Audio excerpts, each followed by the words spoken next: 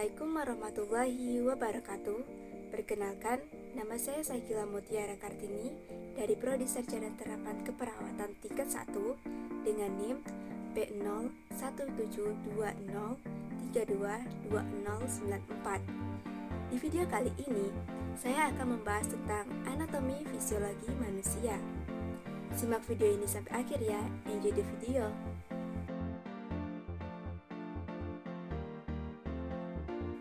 Pengertian anatomi dan fisiologi.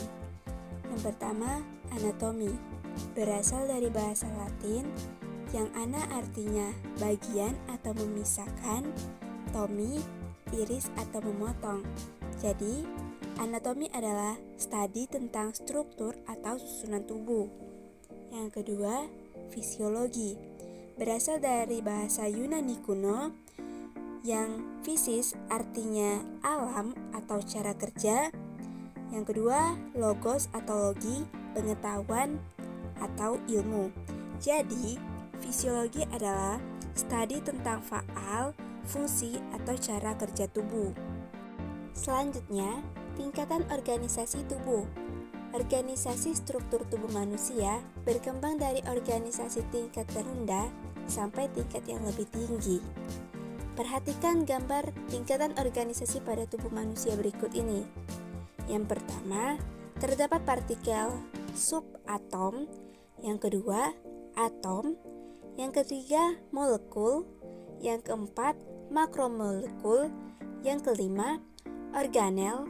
Yang keenam, sel. Yang ketujuh, jaringan.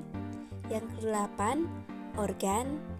Yang kesembilan, sistem organ. Dan yang terakhir, organisme. Selanjutnya, sistem organ tubuh manusia. Yang pertama, sistem intergumen terdiri dari kulit, rambut, kuku, dan gigi yang berfungsi sebagai perlindungan. Yang kedua, tulang berfungsi sebagai penyangga. Yang ketiga, otot berfungsi sebagai pergerakan. Yang keempat, saraf sebagai mengontrol. Yang kelima, endokrin sebagai regulasi. Yang keenam, kardiovaskuler atau limfatik sebagai pengatur cairan dan transport. Yang ketujuh, respirasi, pencernaan dan urinari berfungsi sebagai pengatur nutrisi, pertukaran dan pembuangan. Terakhir, reproduksi sebagai perkembangbiakan. Istilah-istilah yang dipakai dalam potongan-potongan tubuh. Yang pertama, bidang median. Bidang median adalah bidang yang membagi tepat tubuh menjadi bagian kanan dan kiri. Yang kedua, bagian sagital. Bidang yang membagi tubuh menjadi dua bagian dari titik tertentu atau tidak membagi tepat dua bagian. Bidang sagital sejajar dengan bidang median. Yang ketiga, bidang horizontal. Bidang yang terletak melintang melalui tubuh atau bidang X dan Y. Bidang ini membagi tubuh menjadi bagian atas, superior, dan bawah, inferior.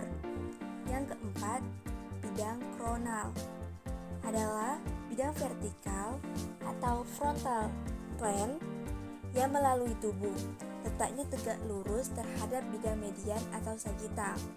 Membagi tubuh menjadi bagian depan atau frontal dan belakang dorsal. Selanjutnya, istilah posisi dalam anatomi. Yang pertama, anterior artinya lebih dekat ke depan. Yang kedua, posterior artinya lebih dekat ke belakang. Yang ketiga, lateral menjauhi bidang median.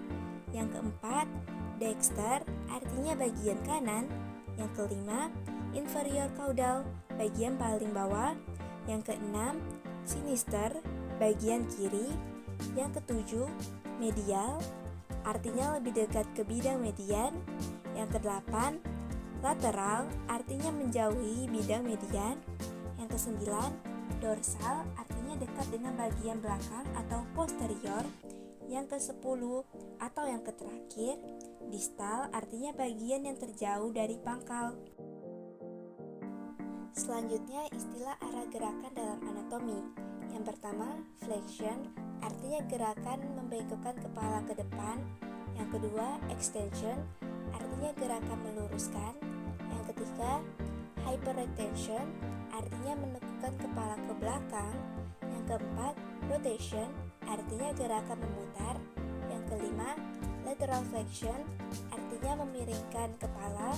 Yang keenam, supination, artinya memutar lengan bawah dan tangan sehingga telapak tangan menghadap ke atas. Yang terakhir, pronation, artinya memutar lengan bawah dan tangan sehingga telapak tangan menghadap ke bawah.